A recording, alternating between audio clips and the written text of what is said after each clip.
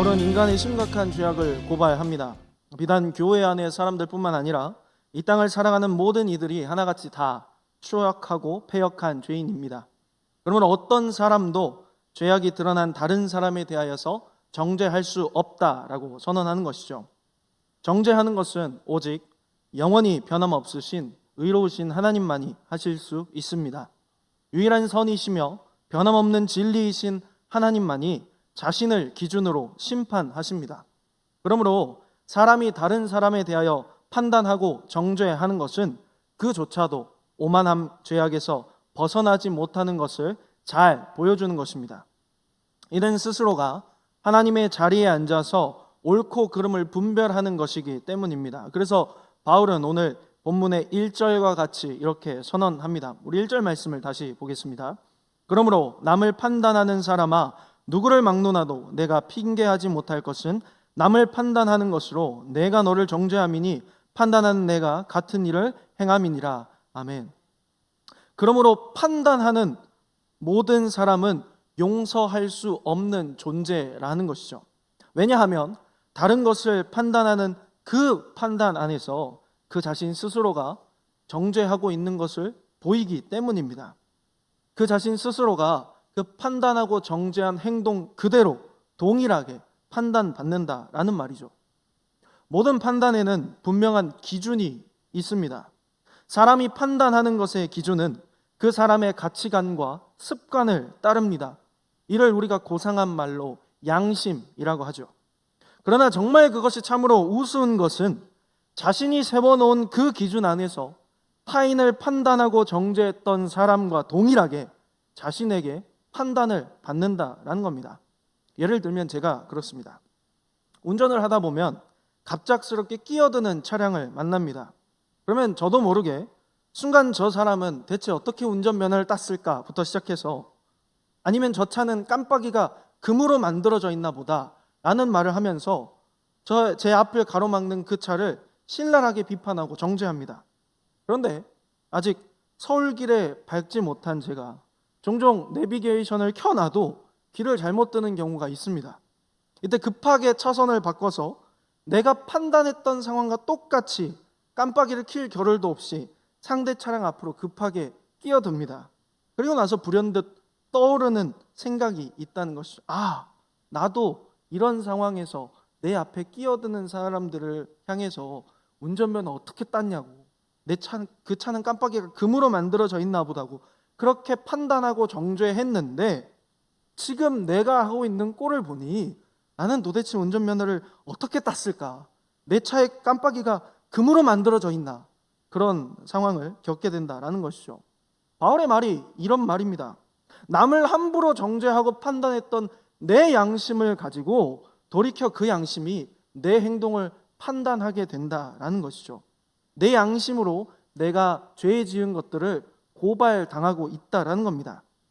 즉 사람이라면 누구나 죄악된 본성 가운데서 스스로를 옳다고 전제합니다. 그 스스로가 옳다, 나는 완전 무결한 선이다라는 무의식에 깔린 그 전제를 통해서 내가 판단해 간다는 것이죠. 그런데 어리석게도 사람은 완전 무결한 존재가 결코 아닙니다. 그래서 내가 남을 판단했던 그 기준과 가치관이 도리어 나의 행동을 판단하는 잣대가 되기도 한다는 겁니다. 모든 사람이 여기에는 예외가 없습니다. 이렇듯 하나님께서는 설령 하나님을 모르는 자들이라 할지라도 바로 그 안에 있는 양심을 통하여서 그 사람이 얼마나 추악한 죄인인지를 스스로 깨닫게 하십니다. 그러므로 모든 사람은 하나님 앞에서 자신이 죄인임을 부인할 수 없습니다. 자신이 죄인임을 부인할 수 없다라는 말은 곧 하나님의 임박한 심판을 피할 길이 없다는 것입니다. 우리 양심을 통해서 우리가 스스로를 판단함으로 우리 행한 것이 하나님 앞에 감추어질 수 없습니다. 그렇다면 하나님께서는 왜 이 양심을 통하여서 그들의 죄악된 모습을 스스로 고발하게 하실까요? 돌이키라는 겁니다. 그들의 양심을 통해서 그들이 얼마나 추악하고 패역한 죄인인지를 깨달았다면, 도무지 어떻게 할 수 없는 존재인지를 깨달았다면 돌이키라는 겁니다. 죄인임을 부정하면서도 동시에 하나님 앞에 얼마나 더럽고 추악한 죄인인지를 스스로 고발하고 있는 그 자신의 모습을 보면서 하나님께로 돌아오라는 겁니다. 그러면서도 여전히 죄악 가운데 갈팡질팡하며 그 가운데 뒹굴며 먹고 마시기를 즐겨하고 있는 우리의 무지함과 완악함을 보라는 겁니다. 3절 말씀 우리가 함께 보겠습니다. 이런 일을 행하는 자를 판단하고도 같은 일을 행하는 사람아, 내가 하나님의 심판을 피할 줄로 생각하느냐. 아멘. 어느 때나 하나님은 사람들에게 기회를 주십니다.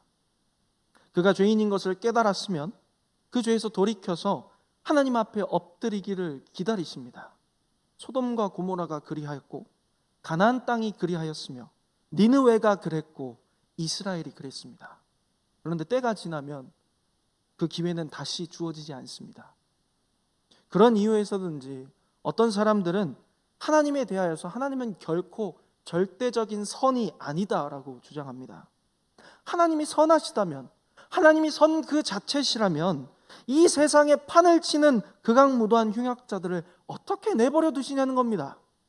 하나님이 선이시라면 응당 이 세상 가운데 나타나고 있는 그 악들을 당장 징벌하시고 세상을 깨끗하게 유지하셔야 하는데, 세상의 주인이라는 하나님은 그렇지 않으시니 하나님은 선하시지 않다는 겁니다. 하나님이 선이 아니라 합니다. 그러나 결코 그렇지 않습니다. 우리 4절 말씀을 함께 볼까요? 혹 내가 하나님의 인자하심이 너를 인도하여 회개하게 하심을 알지 못하여 그의 인자하심과 용납하심과 길이 참으심이 풍성함을 멸시하느냐. 아멘. 그 판단하는 선의 기준을 누가 정하였습니까? 누가 악인은 즉시 멸해야 한다라는 기준을 세워놓았습니까? 바로 그럴 자격이 하나도 없는 인간들이 그렇게 만들어놨습니다. 인간들이 그 생각 속에서 선한 것과 악한 것 같은 것을 규정해 놓고 인간의 생각 속에서 그 같은 것을 규정해 놓은 잣대로 하나님을 마음껏 재단합니다. 어리석은 일이죠. 그러나 하나님은 악을 결코 묵인하시는 분이 아닙니다. 5절 말씀을 함께 보겠습니다. 다만 내 고집과 회개하지 아니한 마음을 따라 진노의 날 곧 하나님의 의로우신 심판이 나타나는 그 날에 임할 진노를 내게 쌓는도다. 아멘. 오히려 하나님은 악을 반드시 벌하시는 분입니다. 하나님은 악을 반드시 멸하시는 분이십니다. 그러나 그 때와 시기는 하나님이 정하신다는 것이죠. 왜냐하면 악이 이 땅 가운데서 판을 치면 판을 칠수록 하나님의 공의와 하나님의 선하심은 점점 더 명명백백하게 드러납니다. 죄인들을 향한 하나님의 인자하심과 용납하심이 세상에 무르익어가는 그 악함 속에서 선 그 자체이신 그분을 빛나게 하고 더욱 돋보이게 한다는 것이죠. 그러나 그 빛이 비추어졌을 때에 자복하면서 통회함으로 회개하지 아니한 자들에 대하여서는 하나님은 반드시 그 악에 상당한 보응을 받게 하십니다. 6절 말씀을 함께 보겠습니다. 하나님께서 각 사람에게 그 행한 대로 보응하시되. 아멘. 하나님께서는 패역하고 악한 자신의 모습을 보고 자복하며 통회하며 그 앞에 엎드리는 자들 가운데, 그분의 자비하심과 긍휼하심을 구하는 자들 가운데 그분의 독생하신 아들을 바라보게 하십니다. 곧 우리 주 예수 그리스도의 십자가 대속을 통하여서 죄인을 대신하여 그리스도께서 받으신 고난과 형벌을 똑똑히 보게 하십니다. 그리스도께서 그 죄인의 자리에 앉아있는 나를 대신해서 십자가에서 쏟으신 물과 피로 흥건히 적셔주십니다. 결국은 그리스도께서 그 모든 것들을 이기시고 죽음을 이기시고 영화로운 것으로 부활하신 것을 바라보게 하신다 하는 것이죠. 7절 말씀을 함께 읽겠습니다. 참고 선을 행하여 영광과 존귀와 썩지 아니함을 구하는 자에게는 영생으로 하시고. 아멘. 그리하여서 이제는 다시 옛 사람의 속성을 따라서 죄악된 것으로 돌이키지 않고 참고 인내함 가운데 하나님의 율법을 따라서 순결하고 의로운 백성으로 살아가게 하신다 하는 겁니다. 그 가운데 그들이 끝까지 탈락하지 않고 끝까지 하나님 앞에 엎드리도록 성령으로 인치시고 이끌어 가십니다. 그 이끌어 가심의 끝은 영광과 존귀와 썩지 아니하는 영생입니다. 그럼에도 불구하고 여전히 돌이키지 않고 오히려 그 안에서 다른 이들을 죄악의 길로 선동하고 십자가 외에 다른 구원의 길이 있다는 거짓된 말로 미혹하는 자들도 있습니다. 8절 말씀을 함께 보겠습니다.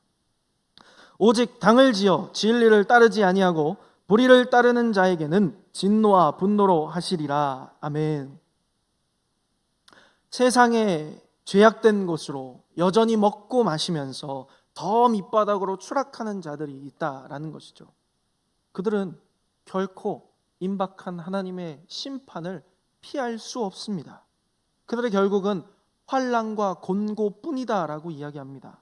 모든 불의하고 불우하고 괴로운 것 가운데에 억압되고 매인 채로 영원한 지옥의 형벌을 받게 되는 것이 그들의 응당할 심판이라 하는 것이죠.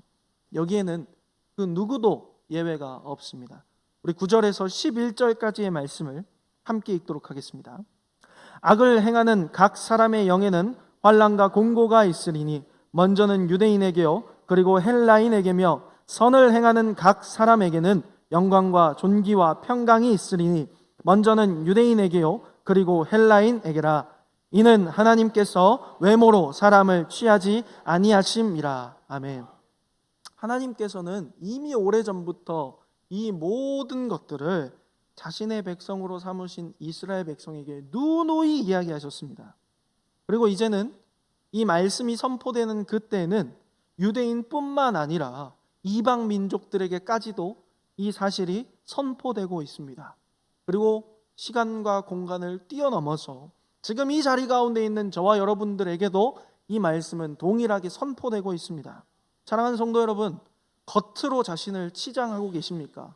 그렇다면 거기에서 돌이키십시오. 스스로 선하다 여기시면서 다른 이들을 내 가치관과 잣대로 판단하고 정죄하지 말라는 이야기입니다.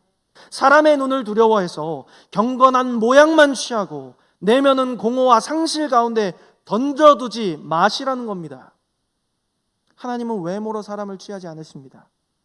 그리고 하나님은 오직 그 마음을 중심을 꿰뚫어 보시는 분이십니다. 오늘 이 선포되는 하나님의 말씀을 들을 수 있음이 우리에게는 얼마나 큰 은혜인지 모릅니다.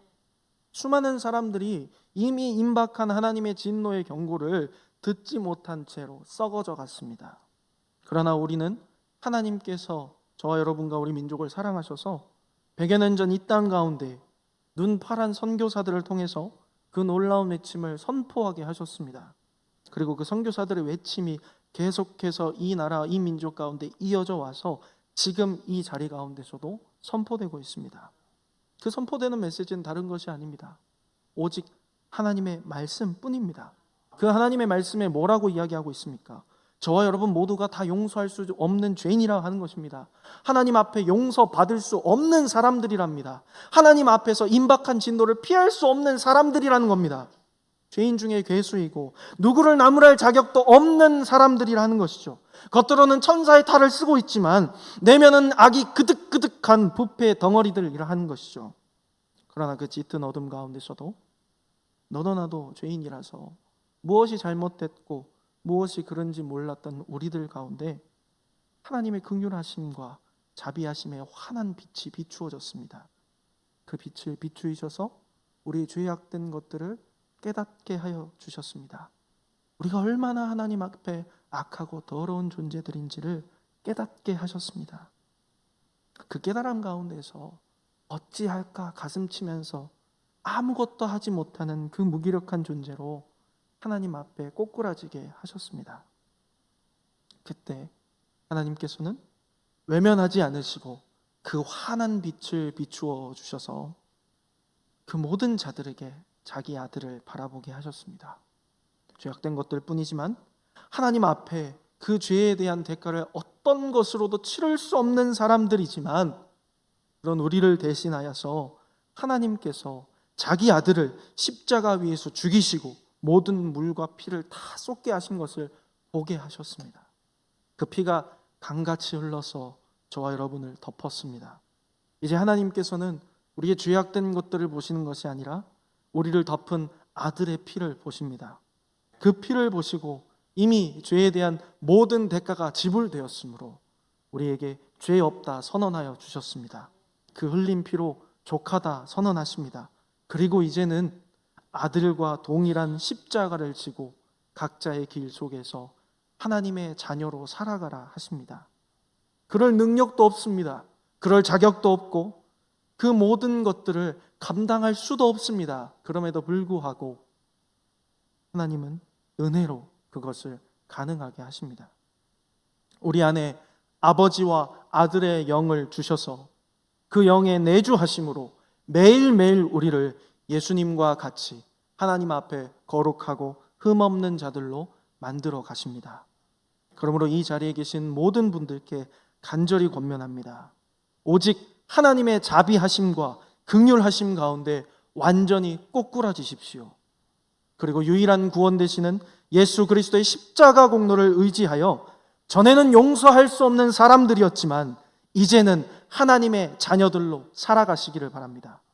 그런 몸부림 가운데 여전히 우리 안에서는 머리를 치켜들고 언제든 기회만 되면 죄악된 것으로 끌고 가려고 하는 옛 본성이 도사리고 있다는 것을 기억하시길 바랍니다.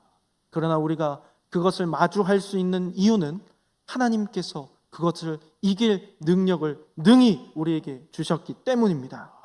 우리의 육신과 우리의 의지와 노력으로는 결코 그것들을 이겨낼 수 없지만 구원의 보증이 되셔서 우리 안에 내주하시는 성령께서 능히 우리를 예수 그리스도를 닮아가게 하십니다.